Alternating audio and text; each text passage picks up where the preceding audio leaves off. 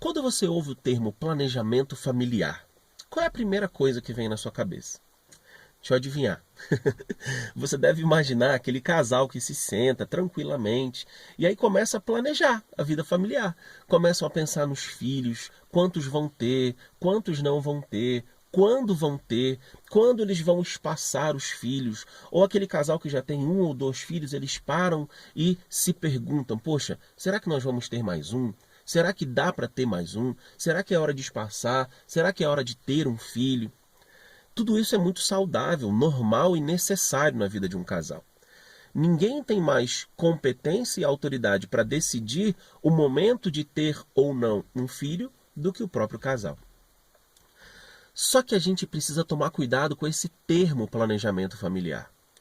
Porque a gente encontra esse termo em leis, em artigos científicos, em notícias de jornal, em manuais, em notas técnicas.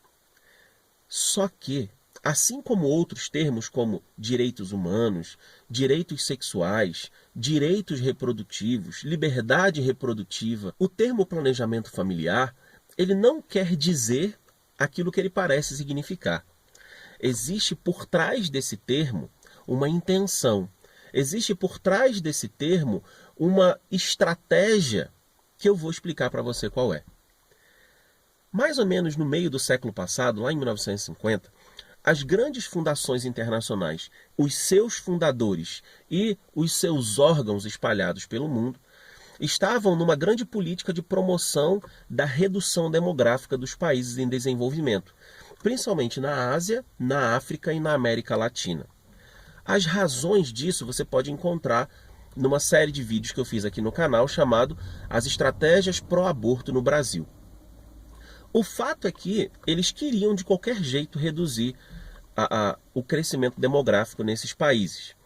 E eles começaram a criar políticas para essa redução.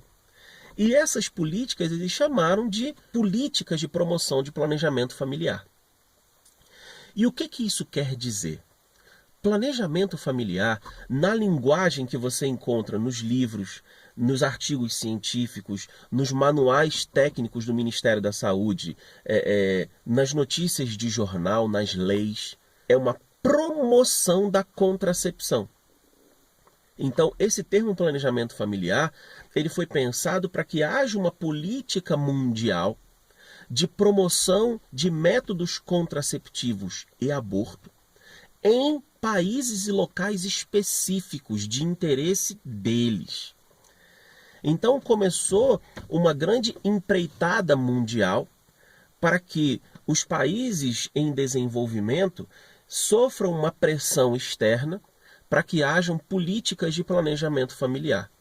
Só que planejamento familiar significa distribuição de DIU, distribuição de pílula anticoncepcional, distribuição de camisinha, uma educação sexual em vista da libertinagem sexual dos jovens e dos adolescentes, para começar a incutir na cabeça deles aquela ideia de que o sexo precisa ser desvinculado da família, da ideia de família.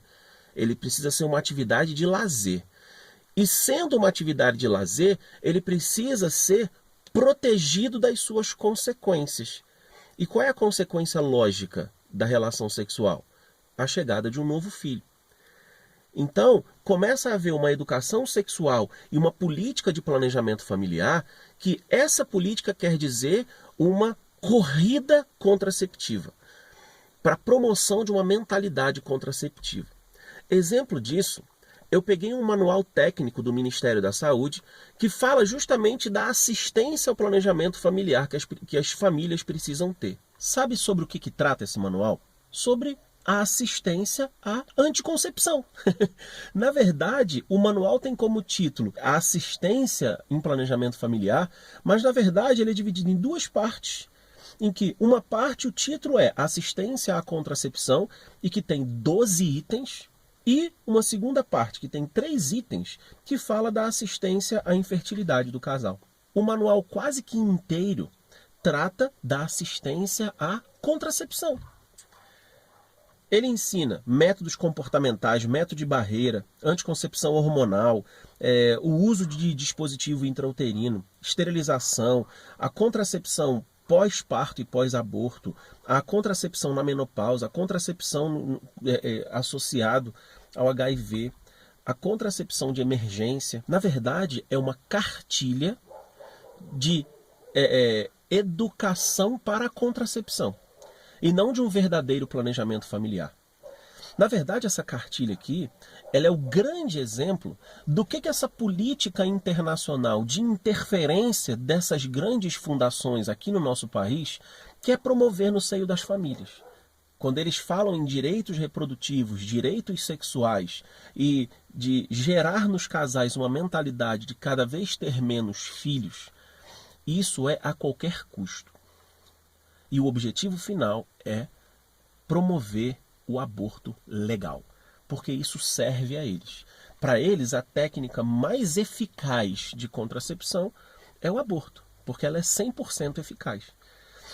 Portanto, queridos, se nós queremos, de fato, viver um verdadeiro planejamento familiar, nós não podemos seguir a cartilha do governo.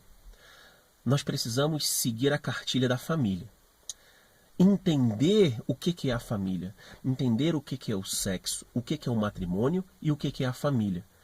Para que a gente não faça planejamento familiar, mas para que, diante da necessidade de planejar a nossa família, nós vivamos aquilo que a Igreja Católica, por exemplo, chama de paternidade responsável. Ou seja, usar os meios naturais que Deus nos dá para viver bem o sexo e o matrimônio para construir uma família, mas sem violar aquilo que é o maior dom, a maior beleza que existe no matrimônio, que é a vida conjugal, o ato conjugal. Um forte abraço para você.